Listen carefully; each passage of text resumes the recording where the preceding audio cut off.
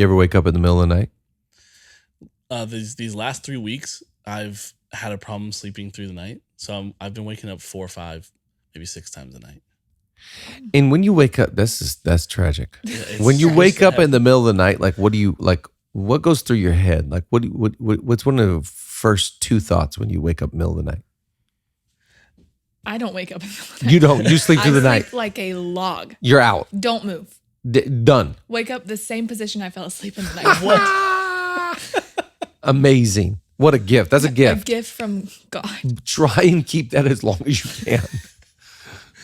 I'm sure when you wake up in the middle of the night, what do you like? You're like, Lately, I get up, and every time I get up, I think it's time to get up.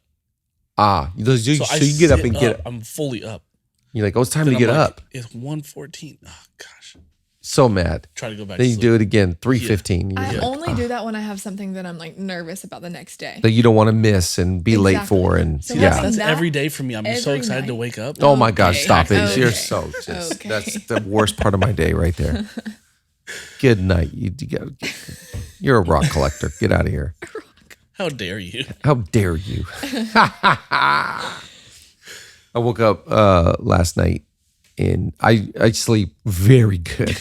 Julia said to me yesterday, legit, she's like, I just watch you when you sleep. And I just listen to you and I can't believe how much you sleep. And I'm like, do you mean like a normal person that just sleeps in the night? Because she doesn't sleep very well. Person. Yeah. And she's like, yeah, you just fall asleep and then you are sleeping. So it is like you, Maddie, rare for me to wake up in the middle of the night. Last night I woke up in the middle of the night and I thought we were being robbed. Oh my gosh. So then I start thinking about all these scenarios and I'm like, are we being robbed? Where are they at? What was going to be your plan? Yeah, that's what I'm thinking through. Yeah. What am I going to do? When do I get up? When do I check? So I'm just laying there thinking, is this happening? Am I making this up? What's real right now? What's my plan? Do I have a weapon? Oh, I don't. Okay, great. I'm just like, I'm up. Thank God, like the noises went away. You know what I mean? Like it could have been Georgia. I have no idea what the noise was, but it's just amazing that my mind is racing. Yeah. And I was asleep 5 seconds ago. Now I'm thinking through 30 different scenarios. How fast is that? That is crazy. No, you have a lot of weapons though. You just told the whole world. Yeah. Yeah, he has plenty of weapons in his house. Dude, I've seen your swords and stuff. You have so many weapons. I'm trying to trick people because the amount of weaponry that I have is an arsenal. It's a plethora. Last night we were at dinner and Clive wakes up and he goes, Dad, what's ferocious mean? I was like, great word. That's a great word. I go, son, it means to be aggressive. He goes, what's aggressive mean? But waking up in the middle of the night is like it's its own adventure. Will I fall back asleep? Am I going to get up? Am I going to start my day? How close to your alarm do you have to be if you're just like, okay, I might as well just wake up? Oh, yeah. Like an hour of your alarm? Within an hour, I'm 100% getting up. Yeah. If there are 2 minutes Oh, my God. left until my alarm clock, my eyes are closing. No, I'm not that way. I get excited when I beat my alarm. That's just that's a feeling of winning in life. Mm-hmm. I don't want my alarm to go off. I want to beat my alarm. That's the goal. You ever open the microwave with like 1 second left? I never let it ring. I never let it beep. Yes. Ever. No. It's a similar sensation. No, I never would. A microwave beep. Someone recently was like, we don't have a microwave in our house. And I was like, how do you reheat your coffee? That's terrible. I don't have a microwave in my house. What are you doing? Just make a new cup. Oh, Yeah. Wouldn't that be nice? A lot of coffee to waste. I couldn't imagine my coffee making it to reheat. I was just going to drink the whole thing. I don't usually finish my coffee anyways. This morning, I make the coffee. I have a great morning. I enjoyed my whole morning.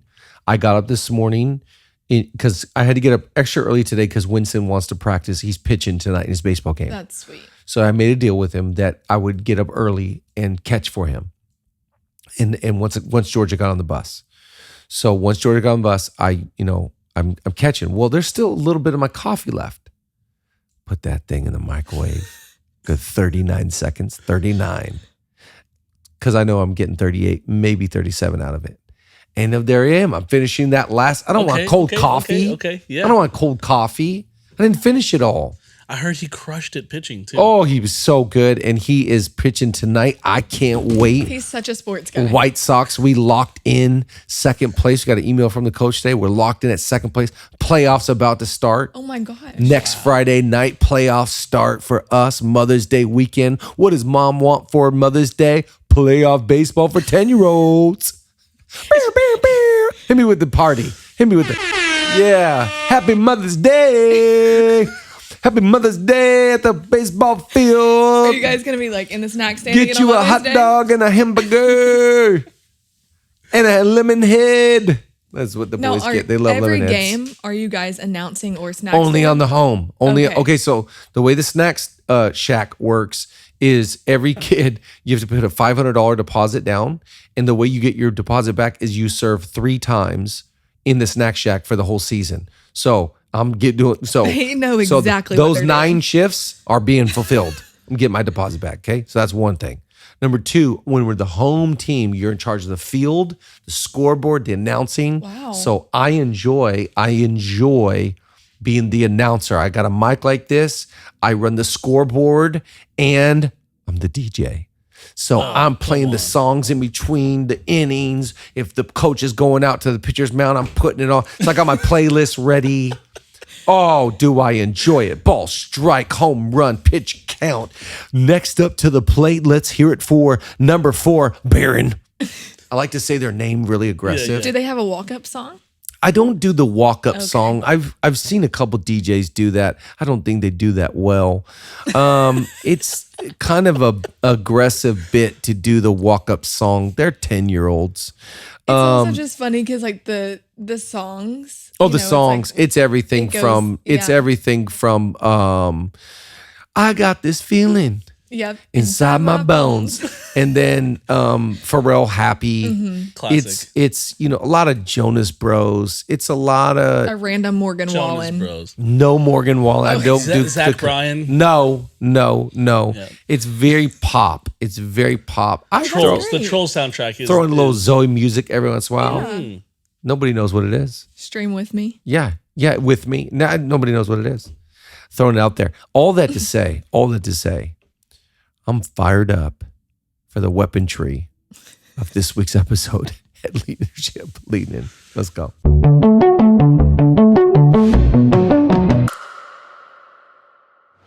We're going to take a quick moment to shout out some of our sponsors here at Leadership Lean In. What we love about BELAY is that they're just as passionate about leadership as we are, and they understand that leadership is not about a title, it's not about a position. Leadership, if you boil it down, is about influence. And one of the ways that you can grow in your influence or grow in your leadership is by making sure you're managing your time efficiently. And so if you want to shrink your influence, if you want to shrink your leadership, just don't manage your time well. If you want to grow in it, manage your time efficiently. Our friends over at BELAY can help you make the right hire right now so you're making the most out of your time management and your efficiency in your company or your organization. Maddie, let them know how BELAY can help them out right now. Yeah, I love this. And I'm just going to give it to you straight. I'm going to just shoot straighter right here. I'm going to tell you exactly what BELAY can help you with. If you're ready to put the distractions aside and focus on growing your leadership, it's as easy as scheduling a call with BELAY today. Just text LEANER to 55123 to get started. That's LEANER, LEANER, to the number 55123. You'll fill out this simple form, schedule a call, and you could be matched with your new virtual assistant or your accounting professional in just a matter of days. That's so quick. So stop wasting your time and get the help you need to grow with BELAY. Our next sponsor, shout out to Overflow, and head over to the website overflow.co to set up a meeting, a booking with them right away. And look, Overflow has been innovating, giving, fundraising, donations for a long time now, but the pace in which they're doing it, I'm not going to lie, it feels like every week they just had a FlowCon. Something new. Yeah, it's something new coming up. Okay, I have to ask you a question. How long have you been giving at church? Oh, as long as I can remember. Do you remember the envelopes? Oh, yes. Going I out? remember when I was little, I would bring my like $3 bills and I would be so excited to fill out the envelope, and you had to get the pen from the back of the seat. But if there wasn't a pen there, Yes. What were you supposed to do? You're supposed to prick your finger and write it in blood. Like I didn't grow up in that. I would never give to church or any organizations because exactly what you're saying. I have to go through all these steps. Now with Overflow, it's as simple as tap technology. So if you're gonna go buy a cup of coffee at Starbucks with Apple Pay, you can give to an organization that simply and that easily, and not just give cash or with debit. You can give now with crypto, with stocks, with your will. You can use funds, all sorts of different creative ways to give. And so if you're an organization or a company looking to generate funds for giving or for fundraisers, whatever it is, you have to check out overflow.go/LLI. Get connected, book a demo. And at the very least, you're going to meet some of the most incredible people and the greatest team in the market right now, overflow.co. What's going on, Leaner Nation? All the leaners out there, wherever you're from, whether you're in America or whether you're around the world, we're a global podcast. You guys get that about us. We're a global podcast. You guys know that about us. We are in the UK. We are in India. We are in Africa. We are all over the world, as you know. It's just it's a thing. I don't know. Sorry. But I'm very excited. Thank you so much for being a part of our little crew, our community of people that are trying to improve in our leadership. We're trying to get a little bit better. We're trying to become the best, healthiest versions of ourselves. So thank you for being on the journey with us. I want to encourage you to like, subscribe, and comment on this pod, wherever you're listening from. The comments just help us so much. It encourages us, letting us know what you learned from today's episode or where you're leaning in from. Make sure you do that. And then thank you for everybody that shares it on social media. I feel like most every day I see people posting about Leadership Lean-In. So thank you so much for being a part. And a shout out to everybody that's been from like day one. We got some leaders who have been with us from the beginning. Some loyalists. We got some loyal listeners to Leadership Lean-In. So thank you so much. We are ecstatic about our future and excited to have Madi, episode 3 with Madi. I got to ask you a question, Madi. I'm ready. What do you collect? Wow. I wish that I had a better answer than what I'm about to tell you. Oh, crud. I'm not ready for this, am I? Oh, no. I can't even say no. What have I asked? Rocks. No, you do not. No, you don't. That's not true. I don't believe it. I'm kidding. I don't really collect much. I have a great book collection. Oh, great. Books is a great collection. Okay, so yeah, I would say I'm a book collector. Certain sort of genres going on. I really like women's fiction. Me and Julia have great conversations. Okay, let's keep going. But also, recently read Redeeming Love. Who's that by? I can't even tell you, but it's so good. Good. It's like this love story, but it's an image and a metaphor for like Jesus leaving the 99 to chase the one. Amazing. So good. So good. Yeah, I would say books. I was talking with somebody on the phone yesterday that I was complimenting how good of a talker Tucker Carlson is. He's such a good talker. He's so brilliant. He's so smart. And this guy in our church was saying, Tucker's godparents to my kids. And they went to college together and they know each other forever. And he said, Tucker's so smart because he has in his house a library. And the only way that a book, it's a massive library. The only way that a book gets into his library is if he's read it. What? And so you walk in, you see this massive library of books, and it's all because he's read. So cool. And it reminded me, oh yeah, if you want to be smart, you got to read. Read. Leaders are readers, which, by the way, pre-order my new book. It's called, that guy. It's like, get out of here, man. Today, we're talking about toxic traits of a weak leader. And I know none of us want to be a weak leader. None of us want to be a pushover, a rollover, someone without a backbone, someone without great conviction. And I think the scary part about a weak leader is there's a weak leader that's lurking inside of all of us. And we could be prone and susceptible to being weak in our decisions, weak in our convictions, weak in our voice. And I want to encourage us today, watch out for these toxic traits.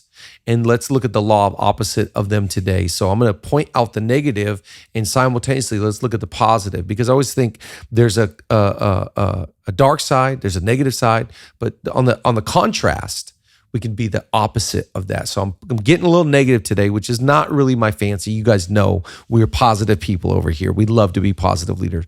But let's look at toxic trait. By the way, a lot of this is a little, enticing. Oh, toxic traits. Yeah, it's because it's lurking in all of us. So instead of being so excited about pointing out they're toxic, I don't like that about toxic culture. I feel like everybody's trying to be like, they're toxic. Yeah, it's very toxic. By the way, yeah, it's very toxic. By the way, you're toxic. Right. Yeah. I heard someone say recently, the reason why most church cultures are unhealthy or most church staffs are unhealthy is because most people are unhealthy. Right. And so you got to work on health. If we don't, we get into toxicity and that's just not fun. So number one, they dig in doubt. I heard my wife say this quote recently. I don't know where she found it, but she said this quote that I've really been thinking about a lot. She said, don't dig up in doubt what you sowed in faith. Wow. And I find myself watching a lot of weak people dig up in doubt what they sowed into their future in faith. And so in faith, you are building your life, you're building your team, you're building your business, building your brand, whatever you're building. It takes so much continued faith not to dig up in doubt. And if you want, you can dig that stuff and you can find all kinds of doubt, all kinds of discord, all kinds of disunity. In fact, I put a whole bunch of things that will hurt you. Disappointment, being depleted, being doubtful, being dishonoring, all that stuff will mess with you. But instead of doing that, in order for something to grow, requires continued faith. And so I don't get around people, by the way, that are going to see doubt in you. One word of questioning, one word of, I don't know if that's going to work. I don't know if that's going to last. Should you be doing that? You think they're going to? Isn't it amazing that questions breed so much doubt? Did God really say you can't eat from that tree? Wait, what? Did he? Oh, did he? If you're the Son of Man, can't you just throw yourself? Won't angels? Questions build so much doubt. And that's why I think it's important, if you're a leader, you have to have answers. So when someone asks you a question, you're like, oh, I know why I do that. I know why I'm going there. I know why I have that value. I know that's where resolve comes from. Backbone, moxie, having that ability to be a big leader and a big person. It comes from knowing what you're about. And so don't dig up in doubt what you once sowed in faith. This is my marriage. I'm married to this person. I got eyes only for them. Yep. This is the love of my life. This is the person I'm going to build my family with. Don't dig that up in doubt. Right. You planted that in faith. Right. And so many people I find today are just, why are you destroying what you once built? Sad. It's a sad reality. Right. And I think it's going to build a lot of toxicity in your family and in your faith and in your future. I remember growing up, I was maybe in kindergarten or something like that. We had a project that we got sent home seeds, and we had to plant the seeds in the soil. And for the week, we were supposed to water them and wait until they show up. And we get home, and my mom walks outside, and I had dug up the seed because I was like, there's nothing happening. Yeah, nothing happening. But, there's roots and stuff. I just didn't see the growth. There you go. And I think the impatient leader, the weak leader goes, I don't see the growth, so there is no growth. That's exactly right. But there's always hidden growth before there's breakthrough. That's exactly right. Anything in life. The greatest things in life. You go to the gym and you work out for a week and you can't see any results unless you're a guy. You work out one time and you're like, hey. But you go for a week, you don't see any results. A month later, you start to feel different. 2 months later, you start to Look different. it shows up. Yeah. But it's such a temptation. Am I wasting my time if I don't see growth? That's right. If there's that tension, Well, and I think that we're just growth addicted. We just want everything to grow. And I just don't know if everything does grow overnight or at the rate and the speed that we want it to. And a lot of things, I like what you said, a lot of things are growing when you don't realize they are. And I just don't like being someone that's led by doubt. I think that we have to be careful with our doubts. We have to protect our heart from doubt. I always think being discouraged is okay, but you can't let it turn into being defeated. So don't let your discouragement turn into being defeated. I got to stay encouraged. I'm going to keep planning, keep sowing. That's what a strong leader does. Right. It is resilient. It has perseverance. It has the ability to be good even in bad seasons. That is impressive to me. You digging up in doubt what you sowed in faith is not impressive. Right. I think it's easy today to be like tempted by wanting to see immediate results. Yeah. I mean, we're watching TikToks that are not even 7 seconds long. Yeah, So that's it's like, exactly right. When you have this immediate of, I can Google this, I can look this up, I can Everything do is this. immediate. When it takes actual time and discipline That's right. to become great, Yeah. it's discouraging. And I think that's why the 10,000 hour rule is such a cool Yes. concept to me. It takes you 10,000 hours at your craft, being good at that, to become an expert or to become like elite in that. Right. So that takes a lot of time. How much time? Well, let's be specific, 10,000 hours. Right. That's a lot of time. That's so much time. So you want to be good at a podcast. You want to be good at preaching. You want to be good at writing. You want to be good at scripts. You want to be good at whatever you do. Put 10,000 hours in and then call me. Right. Yeah. And then let's talk about it. Oh, you're not that good now? Yeah. Because you're at like 1,000 hours. Do you think that's like such an underappreciated effort now because of the culture of efficiency, life hacks? We got to cut down the time. 10,000 hours, that's the old way. Now let's do 1,000 hours and see if we can. Well, I think at 1,000 hours, you are pretty good. Let's be honest. You're pretty good at it. 1,000 hours in, I think you're pretty dang good at it. But and you know who proves this to me? Watching him last night, by the way, just wow, LeBron. Yeah. I've been watching LeBron for 20 years. Crazy. And LeBron in Miami was pretty good. Like the athleticism, some of those Celtics battles or OKC when they run into him in the finals, those Dallas Maverick battles, those San Antonio Pacers, battles. Yeah, but who he is now, oh my gosh. His basketball IQ, what he's doing with getting to the free throw line, just all of it. I marvel and I go, this guy was good. So you are good, but you're not what you could become if you just keep on being steady Eddie. Right. It's like we always make that argument for steady Eddie. I don't care about sexy Steve. He's here. He's on his TikTok, 7 Sexy, seconds. Swivel head. Yeah. But be steady Eddie and just keep on going. Here's number 2. A toxic leader, this is a weak leader, is that they don't protect their relationships. I can think of so many times I've watched people sabotage relationships for something that needs to be immediate. An immediate answer, an immediate reply, an immediate result. And guarding and protect, I think that you've got to protect 2 relationships. Number 1, your relationships, and I think you have to protect their relationships. My relationships, as in like, I don't just hand out people's phone numbers. I say, hey, can I get so-and-so's number? Let me ask them. Right. Hey, so-and-so, do you, this person's asking for your phone number. Would you like them? Or how would you like me to reply? Or a lot of times so that I don't have to put them in a bad place. Right. I won't even tell the other person. I'm going to ask them first. But I got to protect my relationships.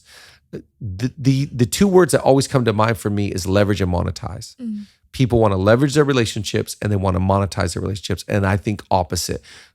Let's go with the police mandate, serve and protect. In your relationships, serve your relationships, protect your relationships. But also I'm very mindful of their relationships. So I have found myself, in the world that I'm in, I get to meet people because of my friends' relationships. But I'm always mindful of the genesis of a relationship. That is not my friend, that's their friend. And so I think one way that people get toxic in relationships is they don't honor the genesis of relationships and they don't honor that person's relationship with that person. And so it's like the older that I get, the more I'm like, I have misstepped and misused and miscalculated some relationships and thought those were mine really they're theirs.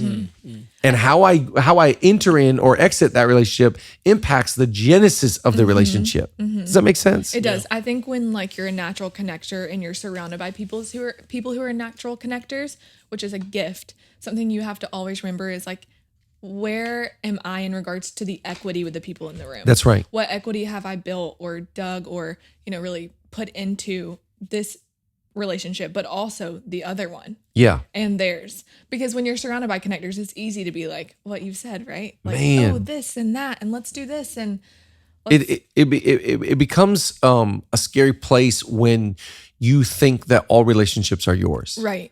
That is a real. I'm kind of put off by that of just you're lacking self-awareness. You're lacking relational awareness. Yep. I heard a story about there's some people that I know and love, but they really burned through a bunch of relationships in their city and community that they were in. And when I say burn through, is that they just used. And so all these people now are offended, they're rejected, they're hurt, they're just misplaced, and they are really upset with this couple. And what are they using them for? Tickets, reservations, hookups. Small things, asks, leverage, monetize. And so they wore their welcome, and now the community is like, we're kind of done with them. Yeah. Why are you done with them? Because you used. No one ever that's a weak leader, by the way, because a great leader comes in to add value. That's right. So instead of asking for tickets, you should have given tickets. Yep. Instead of asking for a reservation, you should have said, hey, if you ever want to go to this restaurant, I know the owner and I might be able to, I can't promise anything, I might be able to get you in a reservation there. But if you burn through, you're not protecting. And I think the greatest sign of a great leader to me is you're very safe. The signal that you send out to people is this person is a safe person. They're not an asker. They're not a leverager. They're not looking for a hookup. And so they're safe for me. The law of opposite is in a weak leader to me. A weak leader is always trying to come up, trying to hand out. Can I get some of that clothes? Can Ask. Can you give me those shoes? Wheeling and dealing. That's like, all right, let's see where that takes you in life. I have found that all those people, and wow, they got the shoes right now. Wow, they got the watch right now. Wow, they got the court side. It never lasts. Right. It never lasts because it's a sign of a toxic leader. It's a weak person. Number 3, they can't kill what's killing them. Okay, You haven't had enough coffee today. Maddie, I'm not gonna lie, I have not had enough coffee today, I can tell. and it doesn't make any sense because our new sponsor, 5 Lakes, has all the coffee I need. I know. So get to it. I'm going to get the Let me just help them out. Listen, we love 5 Lakes so much. They're one of our new sponsors. They are a family-owned business. There's coffee all over the United States. You can get this through a subscription with them. Absolutely. You can actually set up a subscription so you never have to worry about running to the store or running out of coffee again. You can set up the frequency, what type of coffee, and they'll send you coffee when you need it via subscription. This is what I love about 5 Lakes Coffee as well, is they started small and now they've expanded and they've grown because they care about leadership. I love that. And they're a value-driven coffee roaster, which sounds so rare. Most people, I think, just they want coffee, they want their espresso. 5 Lakes, I love this. Our mission, and it spells out cafe. I'm just going to read this because it's read so it. good. Read it. The C stands for customers are our priority. The A, always do what is right. F, facilitate simplicity or keep it simple. And E, excellence in everything. I feel like we could just do a whole episode on the value systems of 5 Lakes Coffee. But their values just represent the quality of their coffee. So head over to 5lakes.com, set up a subscription, or just do yourself a favor. Get like one of every type of coffee, figure out which coffee you love the most, and then set up your subscription. Stay caffeinated, stay leading, and check out 5lakes.com. A weak leader does not have the ability, again, takes backbone, to destroy what is going to eventually destroy them. So I don't care if it looks as big as a Goliath or it's as small as a small fox, the little foxes. It doesn't matter the size of the issue to me. A weak leader cannot kill. They might kick out for a little bit. They might arrest it for a week, a month, a year, but they cannot annihilate what could eventually annihilate them. And this is, to me, a very scary part of leaders, especially when we're talking about weak leaders, is because a weak leader always thinks like, I'm doing good right now. What a phrase. They always say that. I'm doing good right now. I just got trauma. Think about this. Yeah, I'm doing good right now. Yeah. You know what you're saying to me? You're gonna not be I'm doing not gonna good be soon. doing good. Yep. That's it. No, I'm feeling happy right now. You like how I'm just nodding like this? That's just so dumb. The whole motion, the whole everything. I'm good. You're weak, man. You're so weak. It's so scary. I've seen it 1,000 times. Yes. Yeah. Because you know what strong people do? They just live life and kill it. Yep. And they just kill it. And they just make up their mind. I'm going to kill my to-do list, and I'm going to kill my ego, and I'm going to go to counseling, and I'm going to sit down with my spouse, and I'm going to find a way to be accountable, and I'm killing it. That to me is a leader. In fact, I will say that I think that the power of a great leader is in its vulnerability. How vulnerable can you be? Wow. How honest can you be? How open. You got to find people in your life that are trusted, that you can let your guard down and go and like, hey, I'm struggling here. Will you pray for me? Because if not, I know this thing is going to kill me. You better kill it or it'll kill you. And that's the lie, right? Is that if you're strong, you can't have weakness. If you're strong, Think about you it. can't be vulnerable. If Think you're about strong- it. But the strongest people we all know Man. have the most glaring comeback stories of going like, hey, I've already done all this stuff, but this little thing that no one else thinks is big, I'm going to treat it like it's cancer.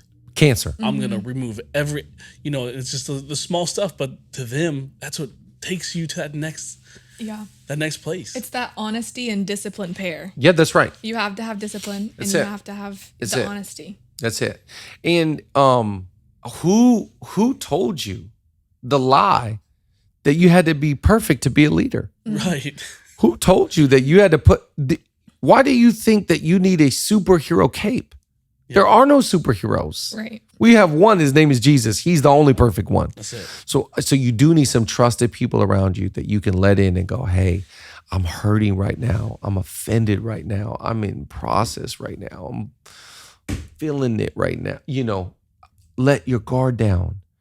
Because if you can't, you're so weak that you can't be honest. There's nothing heavier than shame. Oh my gosh. If you're struggling with something, you have no one to turn to. And that thing, by the way, if I were you, I would take whatever is weak in your life and I would shine a flashlight, or if you're smart, go get a floodlight. And I would just go, this is my problem. Right. And you guys are probably all aware of it, aren't you? Everybody's like, okay, great. I'm acknowledging it. I'm gonna conquer it. And this became the problem for Saul. He just couldn't do it. He just couldn't do it. And in the end, the thing that God told him to kill, right at the end of his life, he's getting ready to die. And he asks a guy, will you take me out? And he says, yeah. He goes, where are you from? He goes, I'm an Amalekite. When he says that, Saul must think, you got to be kidding me. Yeah. You got to be kidding me. The thing that God told me to kill, in the end, I go down by the very thing God asked me to destroy. You gotta be kidding me. Like, how sometimes people are like, God has a sense of humor. It's like, I think that maybe Saul's last thought was, you gotta be kidding me. This is a joke, right? Nope. Done. Yeah. So toxic leaders to me, weak leaders to me, they can tell you, you know what's crazy about a toxic leader? They could talk so good. Yeah. Yep. They could tell you everything that's wrong with them and everybody else. Oh, yeah. But to complete it, so James says, the good that a man knows he ought to do and does not do sins. So you know this good stuff that you should be doing, but you can't bring yourself to do it. So that's a toxic leader. Number 4, they refuse to give honor where honor is due. This is a weak leader to me. A weak leader cannot bring themselves to honor. It's like impossible. Honoring others, honoring authority, it would be like it would be like, this is my kryptonite. I can't. That's a pretty good noise, by the way. I don't know how I got there. That was awesome. Disturbing. Yeah. Yeah. But just like watch them try and honor. Like they can't. It's impossible. Like they're just like, you ever see somebody's eyes shift? Like, just like looking around. My son's, Grayson, my 4-year-old, cannot say sorry. Yeah, there you go. There you go. Like there's a physical reaction to it. Yes. Trying. Yes. Can't do it. Physically. And I think the same with honor, you know. I love what you were saying this yesterday. You know, when you honor God and you make God the big deal, I think it becomes easier to honor others. It really does. It flows. You know, like when it says that the love of God is poured out into us, I always think I need that so desperately because I know that if I don't receive it, I cannot give it. If God's love does not wash over me today and I don't receive God's love, how could I ever give it? So if I don't honor God, if I don't, let's go up now. If I don't honor God and praise him and love him, bless his name, how could I ever bless anybody around me? Right. And I think that we think when it's honor, we think it's got to be presidential. We think honor has to be like CEO, boss. We honor the pastor. Pastor, such a good message, pastor. Oh my gosh, pastor. My pastor is so great. We love you. Pastor, thank you, pastor. We think it's got to be like big. And I think, again, let's talk about toxic leaders, because I think weak toxic leaders can honor up but do not know how to honor down. So it's just a sign of immaturity when you cannot honor everyone, everywhere, at all times. So you honor those that are under your leadership, honor those that are serving alongside you and helping lift the vision. We honor those that are on team. We honor our teammates, our coworkers. Like that's how I would see, for me, anybody else that's out doing what I'm doing, I honor them. Thank you. You're my teammate. I'm not in competition with anybody, to be honest. I'm in teammates with everybody. Yeah. So I honor them. And I honor those that are above me, those that have gone in front of me, those that I look as leaders and shepherds in my life and authority. So if I can't get all three right, something's weak and toxic in me. I've got to allow myself to get good at it, and honor culture wins. I just believe that with all my heart. When you stop honoring people, it locks up the flow of their gift.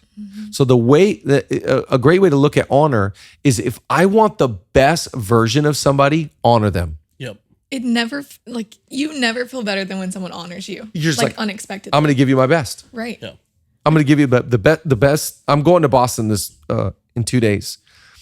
And I was telling you this church in Boston I'm going to, shout out to Impact Church. And what's the nights called? Hunger Nights. Hunger Nights. I've never been at mentioned more in the last 5 years than these people in Boston. I have no idea what I'm walking into. I met their pastors in Colorado at this event this last year. Shout out to Pastor Zenzo, my friend. I love you. I'm so excited to come be with you. I feel so honored. I talked to him on the way into the office today. And he says to me, you don't know what a big deal this is. I've been listening to Leadership Leaning for years. I've been following you. You have been an apostolic voice in my life for years. I can't believe you're coming to my church. We're so honored. When he says that to me, do you think I'm just going to mail it in Friday night? You think I'm just showing up like, all right, man, another meeting? I'm telling you, I'm coming. She came in a Mazda, left in a Honda. I'm coming with everything I got. Fired up just from the way he was talking. Yeah. What? Honor unlocks the best version of people. And I think weak leaders, they don't know how to honor. Right. They just don't. It's not even in their it's not even on their radar because they're toxic. Yeah, it's like the opposite, right? Dishonor, gatekeeps. And, I think maybe someone honors you with their mouth, but they gatekeep all the important things. There you go. You're going to have to learn this on, you know how long that took me to learn? Oh my gosh. Well, could you save me some time then? Come on. That's how you honor. I've always found and maybe this is I'm still growing through this, but honoring people I serve, who serve in teams and things, it seems easy. It's my peers. That's so hard for people. I'm such a competitive person. For me, in the least competitive thing on the planet, the church, it's easy for me to go like, are my teams as strong as that person's teams? And it doesn't maybe start toxic.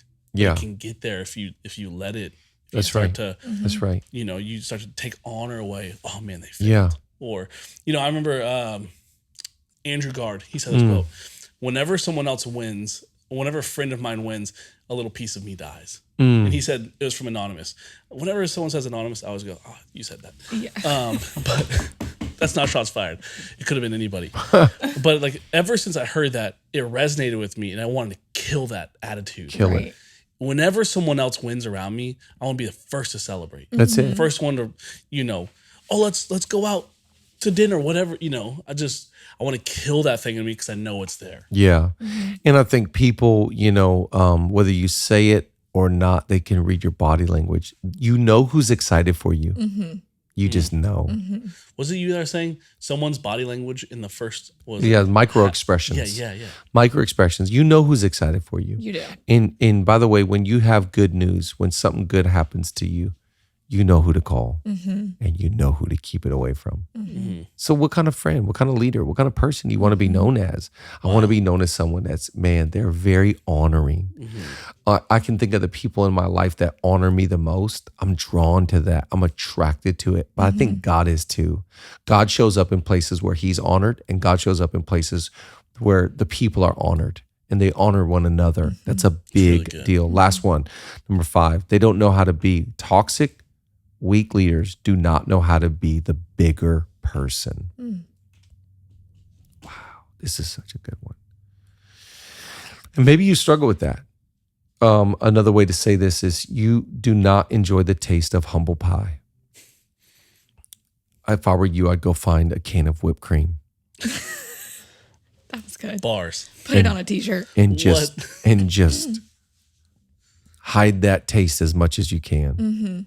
Because there's something about taking the high road and being the bigger person. Because whether you like it or not, everybody knows when you act small and everybody knows when you're being bigger. They just know. They take mental notes. Nobody walks up and you go, I saw you had humble pie. Right. But they know and they can feel it. They can sense it. Again, you're building trust. You're building safety. I think weak, toxic leaders are down to fight, down to protect. And I think all of that is in context, of course. I want to keep everything in context. But I think to the best of your ability, you got to always be the bigger person. It will go so well for you. There's nothing more attractive in a friend than when they can say that they were wrong. Yeah, like bigger. When a friend calls me and says, hey, I've been thinking about this last few days. I said this and I don't know if it impacted you the way that I didn't mean for it to. That to me, this is someone I'm going to treasure. Yeah. You're not afraid to say you're wrong. You're not afraid to admit that, I could have done this better. And I think we should all try to do that every day. Yeah. So it's as a leader, it's like, are you doing that with your team as well? And there you go. There's that word that requires you to be bigger. Leader. You're the leader. So lead. Yep. And we see this in families. We see sometimes where it's like the kids have to lead the parents. Right. Because the parents are toxic and weak. And the kids are actually in a more healthy, better place. Right. And I think it's just always important to grab a hold of that spirit of humility, that humble quality, that ability to go the extra mile, to turn the other cheek, to not say, if you don't got nothing nice to say, don't say nothing at all. We know these things. Right. But weak people are like, oh, but I got to say it. Or don't tell anybody. And it's like, you just exposed how toxic and weak you are. I find so much strength in discretion. I find so much attraction in holding your tongue, holding your peace, being a peacemaker, being a bridge builder, being someone that blesses those that even curse you. Pray for your enemies. These are all things we know, but you got to at some point apply. Right. And just because you applied it in one season, this is a great thought. I think I told you guys this before, but like I'm being challenged right now at 44. I know what I did in my 20s. I know what I did in my 30s. The greatest test of my leadership is right now. Yep. Today. The greatest test of who I am is right now. It was not in my 30s. It was not in my 20s. The older you get, I think there's a quote there with Ecclesiastes 12, Ecclesiastes 12:1. Remember now your Creator in the days of your youth before the difficult days draw near and you find no pleasure in them. What is Solomon saying? It's easy to serve God when you're young. Right. The older you get, the more bills, kids, problems, issues. You discover more about your own problems. It's harder. Yep. So you got to get stronger on the inside. You got to get stronger on the inside to become a healthy leader that, okay, let's look at the opposite. They keep sowing in faith instead of digging in doubt. They protect all their relationships. They annihilate what could have taken them out. They give honor where honor is due, and they're an honoring person, and they always take the high road. That to me is a leader. Right. Yes. That to me is somebody that is followable. And the question today is, are you followable? Can people follow you? And the more you arrest your attitude and the more that you discipline yourself and the more you confess your weakness and the more you become a better person, the easier you are to follow. We love you. We're here for you. Again, if you can, leave a comment for us. It means so much. But thank you for being a part of our little small nation. The Leaner Nation. We'll see you next episode.